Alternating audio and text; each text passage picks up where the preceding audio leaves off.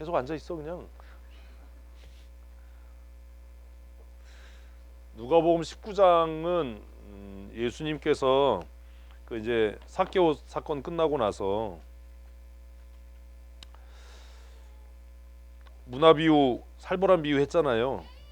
그죠? 그리고 예루살렘에 그 나귀 타고 들어가시는 부분이 기록되는데 굉장히 간단하게 기록해요. 다른 복음서하고 다르게. 28절 19장. 예수께서 이 말씀을 하시고 예루살렘을 향하여 앞서 가시더라. 29절. 감람원이라 불리는 산 쪽에 있는 벳바게와 베다니에 가까이 가셨을 때에 제자 중 둘을 보내시며 이르시되 너희는 맞은편 마을로 가라. 그리로 가가면 아직 아무도 타보지 않은 나귀 새끼가 매어 있는 것을 보리니 풀어 끌고 오라. 만일 누가 너희에게 어찌하여 푸느냐 묻거든 말하기를 주가 쓰시겠다라 하시매 보내심을 받은 자들이 가서 그 말씀하신 대로 만난지라. 나귀 새끼를 풀 때에 그 임자들이 이르되 어찌하여 나귀 새끼를 푸느냐 대답하되 주께서 쓰시겠다 하고 그것을 예수께로 끌고 와서 자기들의 겉옷을 나귀 위에 걸쳐 놓고 예수를 태우니 가실 때에 그들이 자기의 겉옷을 길에 펴더라. 이미 감난산 내리막길에 가까이 오심에 제자들의 온 무리가 자기들이 본 바 모든 능한 일로 인하여 기뻐하며 큰 소리로 하나님을 찬양하여 이르되 찬송하리로다. 주의 이름으로 오시는 왕이여 하늘에는 평화요 가장 높은 곳에는 영광이로다 하니 무리 중 어떤 바리새인들이 말하되 선생이여 당신의 제자들을 책망하소서 하거늘 대답하여 이르시되 내가 너희에게 말하노니 만일 이 사람들이 침묵하면 돌들이 소리를 지르라 하시니라. 우리가 알고 있는 다른 복음서의 내용과는 상당히 다르죠. 어때요 느낌이? 굉장히 간략하게 기록해요 이 사건을.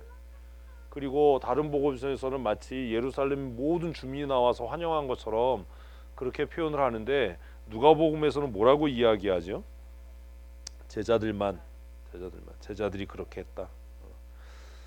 온 무리가 자기들이 본 바와 제자의 온 무리가 자기들이 본 바와 모든 능한 일로 인하여 기뻐하며 큰 소리로 하나님을 찬양하여 이르되 찬송하리로다. 주의 이름으로 오시는 왕이요. 다른 곳에서는 뭐라고 했어요? 호산나라고 이야기를 해요. 근데 여기는 이렇게 풀었어요. 이유는 뭐 설명 안 해도 알죠 이제. 왜냐하면 호산나라는 뜻을 모를 테니까 이렇게 풀어서 쓰는 거예요. 누가요? 데오빌로가 모르지 누가가 몰라. 데오빌로가 몰라서 뜨개질 너무 했어. 데오빌로가 뭐 호산나라고 찬송했다라고 해도 그 의미를 모를 테니까 이렇게 썼어요. 굉장히 간략하게 써요. 그리고 마지막에 대답하여 이르시되 내가 너희에게 말하노니 만일 이 사람들이 침묵하면 돌들이 소리를 지르리라. 이거 무슨 의미죠? 40절에 이거 무슨 얘기예요?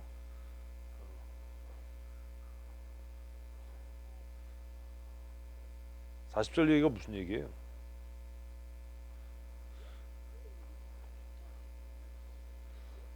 세 번 뜨기는 되는데 이건 안 돼. 자, 논리적으로 생각을 해보세요. 논리적으로 이 사람들이 침묵하면, 이 사람들이 누구예요? 제자들이죠. 제자들이 침묵하고 아무 말도 안 하고 있으면 누가요? 돌들이 찬양한대요. 돌들이 어떻게 찬양하죠? 그러니까 상상력이 없어. 돌들이 어떻게 찬양해요? 할 수 없어요. 돌이 굴러? 굴러 씨. 돌이 한 번 굴르는데 막 하나님의 이름으로 오시니요 막 이런 소리가 나는 거야. 돌들은 할 수 없어요. 돌이 어떻게 찬양을 해요? 돌이 만약에 찬양을 한다면 그건 어떤 일이에요? 보기 드문 일이에요. 기이한 일이에요. 있을 수 없는 일이에요. 그게 아니고 하나님께서 하신 거겠죠.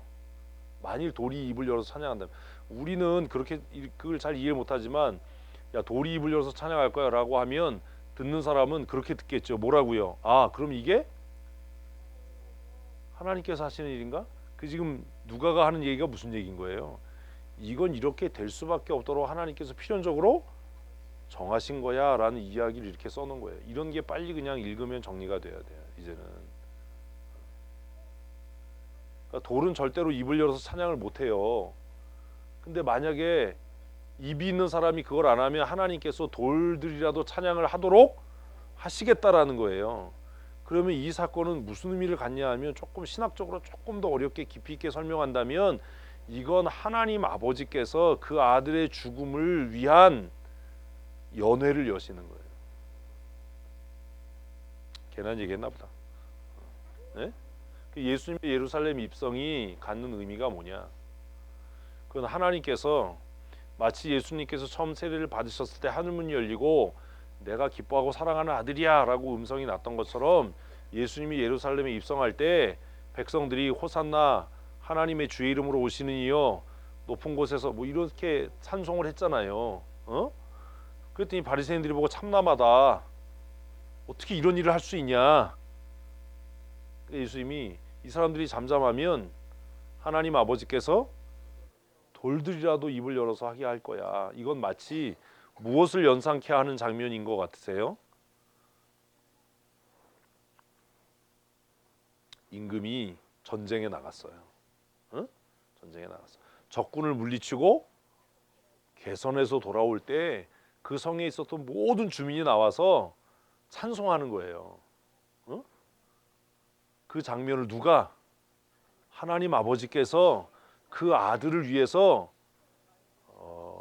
하시는 거예요. 그러니까 예수님께서 십자가에 죽으시기 위해서 예루살렘에 올라가는 그 길을 하나님 아버지께서 왕의 귀한 전쟁에서 이곳 돌아올 때 왕이 그 전리품을 가지고 당당하게 위풍당당하게 위엄을 가지고 귀환을 하잖아요. 그럼 모든 백성이 나와서 막 찬송하고 우리 임금님 최고예요. 우리 임금 짱이에요. 뭐 이렇게 찬송하는 거예요. 근데 그걸 아무도 하지 않으니까 누가? 하나님 아버지께서 그렇게 하실 수밖에 없도록 어린 아이들을 감동시키시고 예수를 믿는 사람들을 감동시키셔서 그들이 레드카펫이 아니라 자신들의 옷을 깔고 공작 깃털이 아니라 종려나무 가지를 흔들면서 왕이 전쟁에 나갔다 돌아오면 막 공작 깃털 같은 거 우리도 왕궁 다 무술이 출신이거든 흔들면서 그랬던 것처럼 누구도 그것을 하지 않으니까 하나님 아버지께서 제자들의 마음을 감동시키셔서 옷을 펴는 거예요. 옷을 깔고 그 막 치장된 막 말이 아니라 볼품없지만 나귀를 타고 그리고 공작 깃털이 아닌 종려나무 가지를 흔들면서 왕의 귀환을 축하하는 거죠. 그걸 누가? 하나님께서 그렇게 하신 것이다. 그래서 이 사람들이 안 하더라고 해서 그 왕의 귀환을 축하하는 퍼레이드가 취소되는 게 아니라 무엇을 통해서라도 돌을 통해서라도 하실 거야. 이 복잡한 얘기를 그냥 이렇게 간단하게 쓰는 거예요. 이 사람들이 잠잠하면 돌들이 입을 열어서 찬양할 거야. 그러니까 이건 막을 수 없는 일이야. 그 얘기예요. 이건 막을 수 없어. 왜 막을 수 없어요? 하나님이 정하신 거니까. 하나님이 정한 거니까. 하나님께서 그 아들을 위해서 정하신 일이기 때문에. 그리고 예루살렘에 들어가셨어요. 근데 41절이 이제 문제예요. 예루살렘을 보고 예수님이 울어요.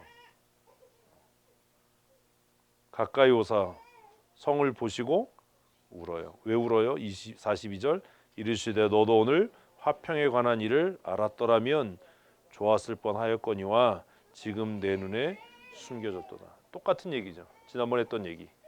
왜 가리워졌는가? 왜 감춰졌는가? 지금 예수님은 뭘로 오셨어요? 화평의 왕으로 오셨어요. 화평의 왕으로 오셨어요. 어떻게 알아요? 이사야가 그렇게 얘기했으니까. 이사야가 그렇게 얘기했잖아요. 화평의 왕으로 어디에 왔어요? 평화의 성에 왔어요. 예루살렘이라는 그 성 이름 자체가 평강의 성이잖아요. 살렘, 우리 발음으로 샬롬, 평강의 성이에요. 그런데 그 성에 평안이 없는 거예요. 왜 평안이 없어요? 평강의 왕을 맞이하지 않으니까요. 간단한 거예요. 지금 예수님께서 평강의 왕으로 예루살렘에 입성하는데 아무도 예수님을 평화의 왕으로 맞이하지 않아요. 그래서 제자들이 옷 갈고 철없는 어린아이들이 나와서 종려나무 흔들면서 주의 이름으로 오시느니요 이러고 있어요. 평화의 성이어야 하는 예루살렘에 샬롬이 없는 겁니다. 왜 샬롬이 없어요? 그곳에서 샬롬의 왕이신 예수님이 못 박혀 죽임을 당할 거거든요. 되게 역설이죠. 평강의 성에서 평강의 왕이 못 박혀 죽어요. 그러니 그 성에는 평강이 없어요. 그러니까 옛날에 우리 어렸을 때 했던 얘기 그거잖아요. 친구 이름이 재수예요. 재수 있어요? 재수 없다. 재수 어디 갔어? 재수 나갔다. 그거잖아요. 살렘의 왕이 임하는데 그 예루살렘의 주인인 예수님이 임하는데 누구도 그 왕을 왕으로 받아들이지 않아서 그는 결국 성 밖으로 내쳐져서 골고다 언덕에서 죽게 될 거고 그 평강의 성이어야 하는 예루살렘에는 평안이 없어요. 그들의 눈에 그 평안이 감춰졌어요. 그래서 예수님이 그 예루살렘을 쳐다보면서 우시는 거예요. 너도 무엇에 관한 평화에 관한 일을 알았더라면 그럼 이거 무슨 얘기입니까? 예루살렘은 구원을 받지 못하는 겁니다. 누구를 통해서? 예수님을 통해서 예루살렘엔 구원이 임하지 않아요. 이게 굉장히 역설이죠. 날이 이를지라 내 원수들이 토둔을 쌓고 너를 둘러 사면으로 가두고 이제 주 70년에 일어날 일입니다. 예루살렘 성벽 밖에다가 토성을 쌓는 거예요. 예전에는 이제 성을 함락시킬 때 그랬어요. 성을 함락시킬 때 옛날에 우리 사마리아 성 뭐 얘기 알잖아요. 그냥 다 물길을 차단하고 포위를 해서 굶겨 죽이는 거지. 굶겨 죽여요. 그러지 않으면 성이 높으니까 옆에다가 똑같이 흙으로 성을 쌓는 거야. 세워라 내워라 흙으로 성을 쌓아요. 그 성이 높이가 같아지면 사다리 걸치고 넘어가는 거예요. 그 문 열면 끝나는 거예요. 이거 장기전이야. 성을 포위하고 그래서 히스기야가 했던 가장 큰 업적이 뭐냐면 예루살렘 성이 가끔 포위를 당하니까 지하수를 팠어요. 지하수를 땅을 판 게 아니라 수로를 팠어요. 수로를. 그 산에서부터 예루살렘 안으로 물이 들어오도록. 그러니까 물이 공급되니까 예루살렘은 이제 난공불락의 성이 된 거예요. 근데 문제가 뭐냐?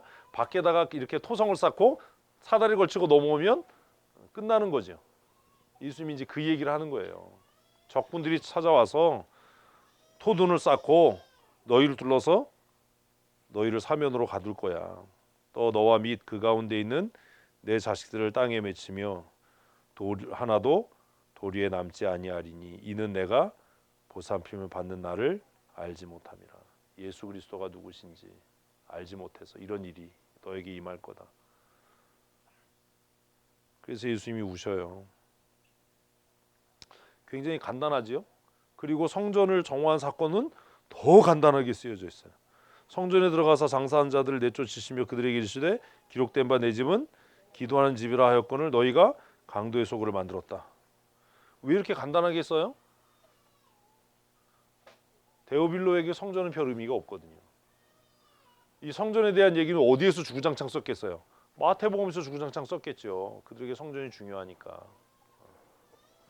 그냥 간단하게 써요. 예수께서 날마다 성전을 가르치시니 대제사장들과 서기관들과 백성이 주다지 그를 죽이려고 꾀하되 백성이 다 그에게 귀를 기울여 들으므로 어찌할 방도를 찾지 못했다. 그래서 예수님을 죽이려고 했던 게 누구예요? 바리새인들이에요. 대제사장과 서기관들. 그리고 이제 20절 오늘 본문 말씀이죠. 우리가 봐야 할 20장 1절 읽습니다. 하루는 예수께서 성전에서 백성을 가르치시며 복음을 전하실새 대제사장들과 서기관들이 장로들과 함께 가까이 와서 그 누구예요? 바리새인들이죠 다. 그죠? 진짜요? 아니잖아요. 바리새인하고 사기관이잖아요. 왜 이게 바리새인하고 사두개인지 이제 대제사장들은 사두개인이고 서기관들과 장로들은 바리새인이고 한 통속이 된 거예요. 말하 이르되 당신이 무슨 권위로 이런 일을 하는지 이 권위를 준 자가 누구인지 얘기해라.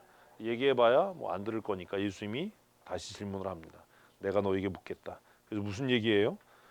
세례 요한의 세례가 사람으로부터 하나님께로부터 온 거냐라고 물어요. 권위 논쟁이죠. 결국 대답을 못하죠.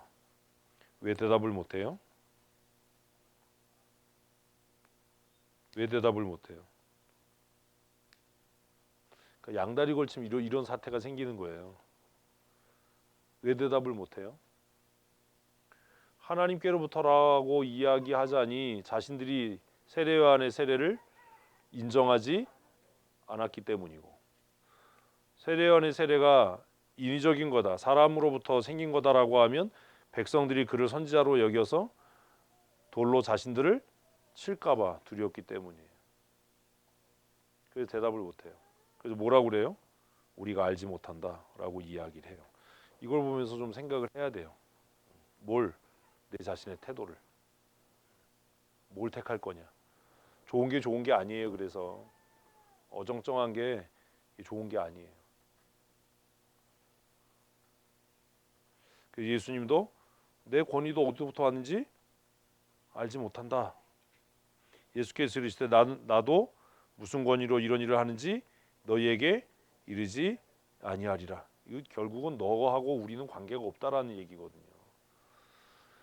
여러분 좀 선명해지셔야 돼요. 어떻게 선명해져야 돼요? 그냥 사람들을 기쁘게 할 거면 그렇게 사세요.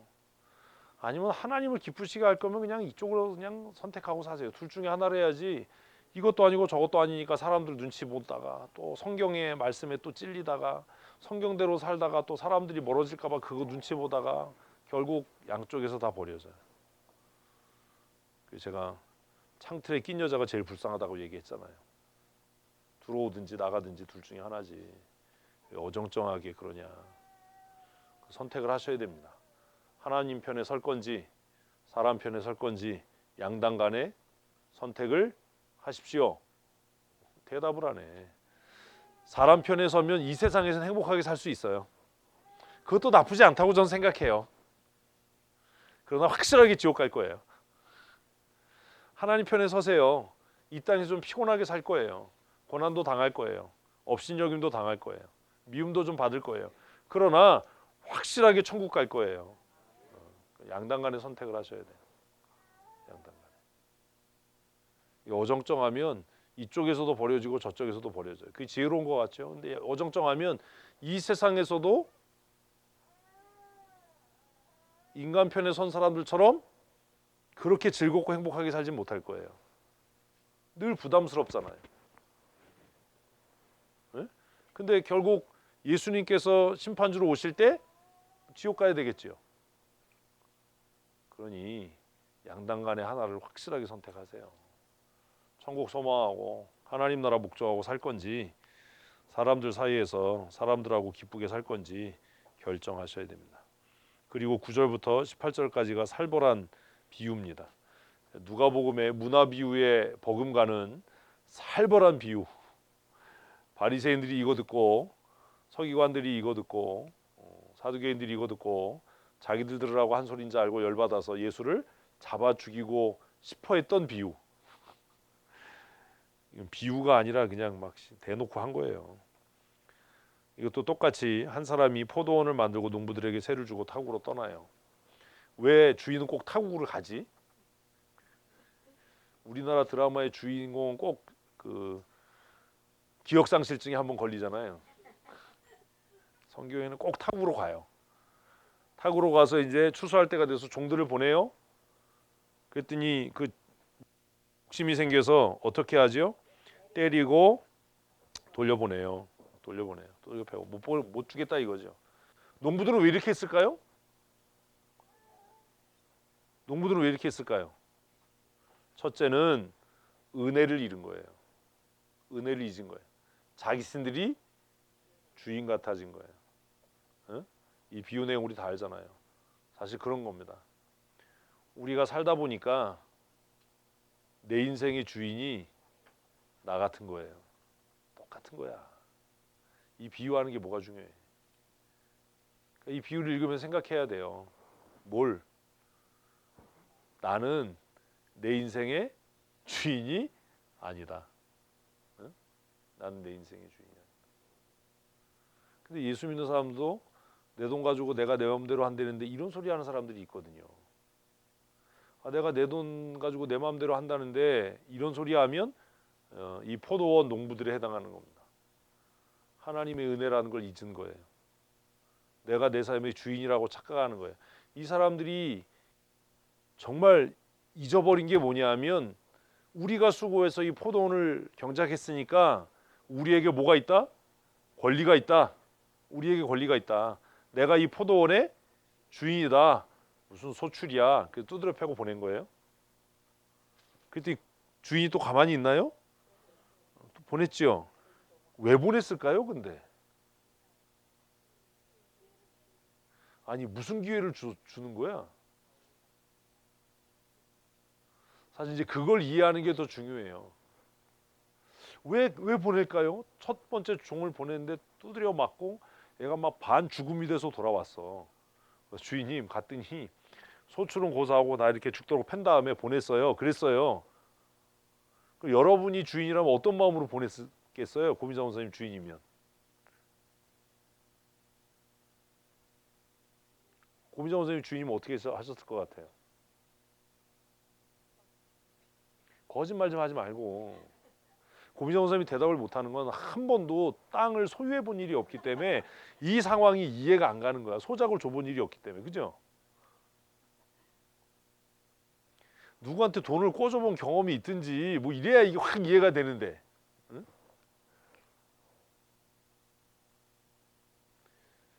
주인은 왜 또 다른 종을 보냈을까요? 저 같으면 바로 군대를 보냈어요. 어차피 그렇게 되거든요. 또 다른 종을 보낸 이유가 뭐예요? 그들을 긍휼히 여겨서예요. 때로는 하나님께서 우리에게 즉각적으로 심판하지 않으시고 참고 기다리는 하나님의 긍휼이 우리를 더 교만하게 하거나 악하게 하는 원인이 되기도 해요.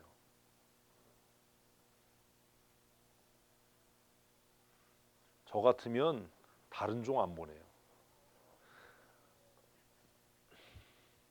저 같으면 이렇게 되면 바로 군대를 이끌고 가서 다 아주 그냥 포도원이고 뭐고 다 그냥 아주. 근데 우리는 이런 걸 읽으면서도 그런 생각을 안 해. 내가 포도원 주인이었으면 나는 어떻게 했을까? 뭐 다른 종 보냈다고요? 고민정 선생님도 그렇게 안 해. 권기옥 권사님 어떻게 할 것 같아요? 네, 가만히 안 둬 이러면 새끼들 뭐 이러니. 근데 이렇게 어려운 상황을 만드냐? 이 주인은 왜 하나밖에 없는 아들까지 보내냐? 첫 번째, 두 번째 그러면 이 종들이 자기 아들을 해칠 거라는 생각을 못했냐?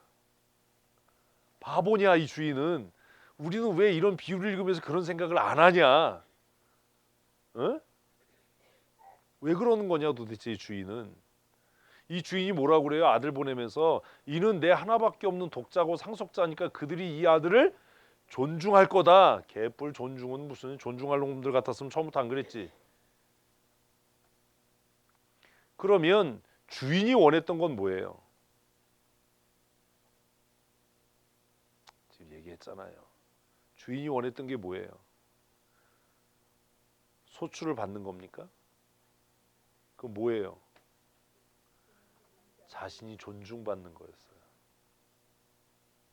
하나님이 우리에게 원하시는 건 헌금이 아니에요. 하나님이 우리에게 원하는 건 우리가 뭐 물질을 드리고 시간을 들여서 헌신하고 뭐 이런 게 아니야. 하나님이 우리에게 원하는 건 딱 하나야. 뭐요? 하나님이 내 인생의 주인입니다라고 하는 인정. 이게 안 되는 거야. 헌금은 해. 주일에 와서 예배는 해요. 그런데 뭐는 인정이 안 되는 거예요? 하나님이 내 삶의 주인이다는 안 되는 거예요. 우리가 주인이 원했던 건 포도원의 소출이 아니었던 거예요. 너희들이 그냥 나를 주인으로 인정해 줬으면 좋겠어. 그게 아니었다면 바로 군대를 이끌고 갔다니까요. 아니 그렇게 설명을 해도 이해가 안 되나? 너무 이 비유를 오랫동안 알고 있어서 그래요. 아니 이 사람이 바보냐고요? 왜 하나밖에 없는 아들을 보내냐고요? 그 아들을 보내면서 뭐라 그런다고요? 주인이 뭐라고 얘기해요? 13절에 포도원 주인이 이르되 어찌할까 내 사랑하는 아들을 보내리니 그들이 혹 그는 존대하리라. 그 주인이 원했던 건 뭐예요? 자신이 존중받는 거예요. 뭐라고? 주인님이십니다. 우리가 11조 생활 왜 하냐고요? 복 받으려고요? 그런 생각이면 아예 하지 마세요. 복 못 받아요. 11조 그냥 적금 드세요. 그게 빨리 부자 돼요. 11조 적금 드세요. 응? 11조 하지 마세요. 인터넷에 보면 11조 해야 되냐 말아야 되냐 그런 영상 얼마나 많아요. 아유 이 썩을놈 새끼들. 11조 복 받으려고 하는 거 아닙니다. 11조 하면 뭐 복 받는다 이런 거 가르치면 그 나쁜 목사입니다. 그 나쁜 놈입니다. 11조 하면 복 받아요 그러면요. 그게 왜 나쁜 놈이냐면 고민자 선생님 11조 평생 했어요 안 했어요? 왜 가난해? 11조 하면 복 받는다고 하는 목사를 잡아다가 족쳐야 돼. 그 새끼가 사기꾼이야. 11조 한다고 부자 되지 않아요. 11조에서 복 받고 부자 되면요 예수 믿는 사람 중에 가난한 사람 하나도 없어야 돼요. 무슨 말 같지도 않은 소리를 하냐. 어떻게 이렇게 거짓말을 하냐. 무슨 11조 한다고 복 받냐. 공교육 권사님 11조 할 때 때때로 아까울 때 있어요 없어요? 솔직하게 있지? 그럴 것 같아. 얼굴에 욕심이 많아. 그냥 내가 보니까 딱 보니까 관을 보니까 관에 들어갔어 아니고 그냥 아까울 때 있잖아요. 이게 얼마나 아까우면 그런 걸 또 물어. 목사님 11조는요 본봉으로 해야 되나요? 수령액으로 해야 되나요? 뭐 이런 걸 물어. 목사님 보너스는 11조로 해야 되나요? 뭐 이런 거 물어. 응? 해도 되고 안 해도 돼요. 세전이냐 세후냐 그거 따질 거면 의미가 없어지는 거예요.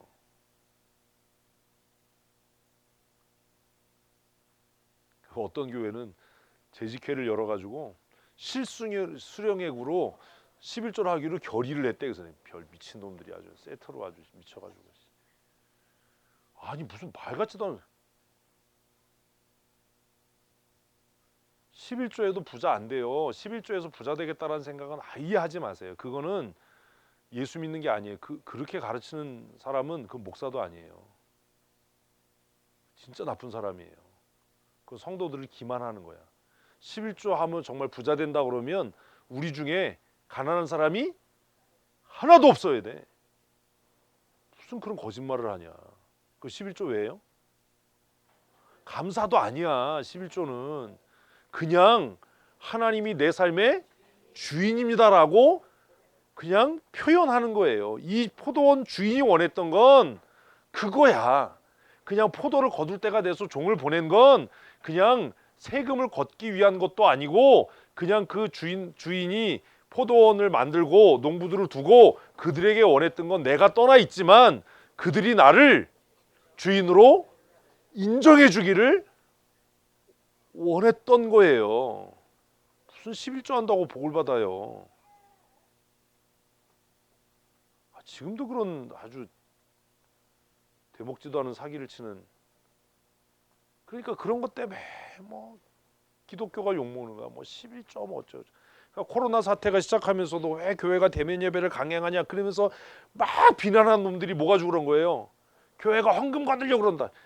비대면 예배도 헌금할 사람은 다 해. 어떤 목사님들은 비대면이 더 좋대요. 지금 왜?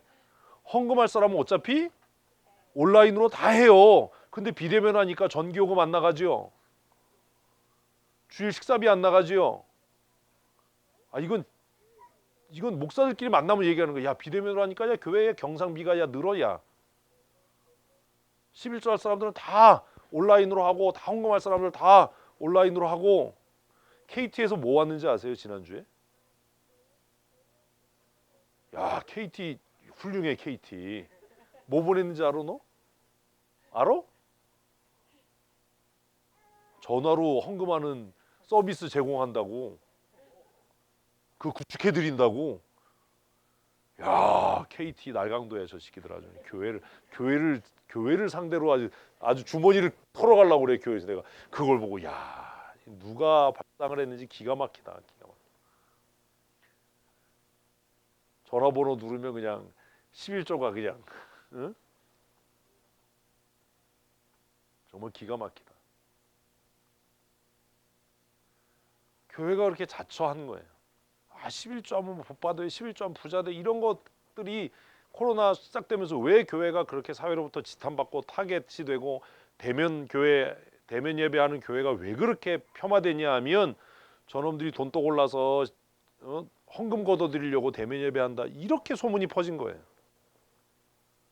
실제로는 비대면 예배가 교회 경상수지에는 훨씬 유익인 거예요. 일단 뭐 운영비가 안 들어가잖아 교회. 예? 목사님들도 좋잖아. 위에만 입고 얼마나 좋아 얼마나. 새벽 기도도 온라인으로 하면 얼마나 좋아요. 그런 생각 하시면 안 돼요. 11조는 복 받기 위해서 하는 거 아닙니다. 절대로 부자 안 됩니다. 간증하고 돌아다니는 사람들이 뭐 11조 했더니 뭐 하나님이 복 주셨어요. 그런 것 때문에 낙심케 하는 사람들이 더 많아요. 정말 하루 벌어서 하루 먹고 살면서 11조 정직하게 했는데 내 삶이 안 나아지는 사람은 얼마나 낙심되겠어요. 그 간증이. 응? 뭐 11조 했더니 병이 났어요. 11조 열심히 하는데 지금 계속 암투병하고 아픈 사람은 그 간증 들으면 얼마나 낙심이 되겠냐고. 얼마나 자기를 정죄하겠냐고. 무슨 11조 하면 부자가 돼요. 그죠 고민자 원사님. 그동안 11조 했던 거 먹었으면 집 샀을 텐데. 그죠? 또 엄청 많이 한 것 같은데 또. 이 주인이 원했던 건 다른 게 아니에요. 저 종들이 나를 그냥 주인으로 인정해 줬으면 좋겠어. 하나님께서 우리에게 원하시는 게 그거예요. 무슨 11조를 세전으로 하냐, 뭐 세후로 하냐, 무슨 뭐 이거를 뭐 수령액으로 실수령액으로 이게 중요한 게 아니라 그 사람이 정말로 마음에서부터 하나님 내가 사는 건 전적으로 하나님의 은혜입니다를 고백하고 있느냐지. 그걸 가지고 무슨 재직회를 열어서 우리 교회는 실수령액으로 11조 하기로 했습니다. 그거를 결의하고 한다면 아이씨 그게 내 머리로는 그건 교회가 아니에요. 그건 뭐가 잘못된 거다. 근본적으로 잘못된 거다. 그래서 이 주인이 원했던 건 포도원 종들의 존경이에요. 인정이에요. 그래서 뭘 보내요? 아들을 보내는 거예요. 이는 존중해 줄 거다. 이는 내 아들이니 존중해 줄 거다. 근데 그 아들을 어떻게 해요? 잡아 죽여요. 잡아 죽인다고요. 그 뭐라고 얘기해요? 농부들이 그를 보고 서로 의논하여 이르되 이는 상속자니 죽이고 그 유산을 우리의 것으로 만들자. 그러면 이 말의 의미는 뭐예요? 주인도 죽이겠다는 거죠. 아니 유산이라는 말은 주인이 죽어야 유산이 상속되는 거지. 응? 주인이 살아있는데 무슨 유산이 상속돼요? 그러니까 아들을 죽이는 건 곧 아버지를 죽이는 거예요. 그러니까 예수 그리스도를 못 박는 건 하나님 이렇게 되는 거예요. 그러니까 바리새인들이 들을 때 이게 얼마나 열나겠어요. 니네들이 나를 죽이려고 하는데 그건 나를 죽이는 게 아니라 니네들이 그렇게 입에 침이 마르도록 부르는 여호와를 너희가 죽이려고 하는 거다. 그러니 이게 얼마나 화날 얘기예요. 이 얘기가. 종들이 이는 상속자니까 죽여서 그 유산이 우리 것이 되게 하자라고 하고 포도원 밖으로 내어 쫓아 죽였어요. 예수님을 예루살렘 성 밖으로 내보내서 거기서 십자가에 매달아 죽여버렸어요. 주인이 어떻게 하겠냐? 와서 그 농부들을 진멸하고 포도원을 다른 사람들에게 주리라. 무서운 얘기죠. 사람들이 듣고 이르되 그렇게 되지 말아야 할지니이다. 이런 일이 생기면 안 됩니다. 이렇게 되면 안 됩니다. 근데 자기들이 하고 있는 건 모르는 거예요. 그렇게 얘기를 했어요. 그때 예수님께서 뜬금없는 소리를 해요. 뭐라고요? 그들을 보시며 이르시되 그러면 기록된 바 건축자들의 버린 돌이 모퉁이의 머릿돌이 되었느니라 함이 어찌 됨이냐. 이미 구약에 약속된 말씀을 들어서 이 얘기를 해요. 그 앞에서 얘기한 사람들은 예수를 잡아 죽이려고 하면서도 이런 일이 있으면 안 된다라고 이야기했기 때문에 예수님께서 그러면 성경에 예언된 이 말이 어떻게 응하겠냐라고 다시 되물은 거죠. 무릇 이 돌 위에 떨어지는 자는 깨어지겠고 이 돌이 사람 위에 떨어지면 그를 가루로 만들어 흩으리라. 예수로 인해서 걸려 넘어지거나 예수를 대적하는 자는 다 뭐 이렇게 될 거다. 그러니까 지금 딱 누구들이란 얘기예요? 바리새인과 사두개인들 들으란 얘기죠. 그 사람들도 알아들었어요. 이 비유는. 그 사람들이 알아들었어요. 그래서 19절 보면 서기관들과 대제사장들이 예수의 비유는 자기들을 가리켜 말씀하심인 줄 알고 그 다음이 이제 문제죠. 자기들을 가리켜 말씀이신 줄 알면 즉시 회개하고 이렇게 가야 돼. 즉시 회개하고로 가야 되는데 그들은 뭐라고 얘기해요? 즉시로 잡고자 하되 백성들을 두려워해서 그 일을 하지 못했다라고 이야기합니다. 우리가 왜 예배합니까? 우리가 왜 주의를 지킵니까? 우리가 왜 11조 생활을 하고 구제를 하고 선교를 합니까? 그 출발은 그거예요. 하나님이 내 인생에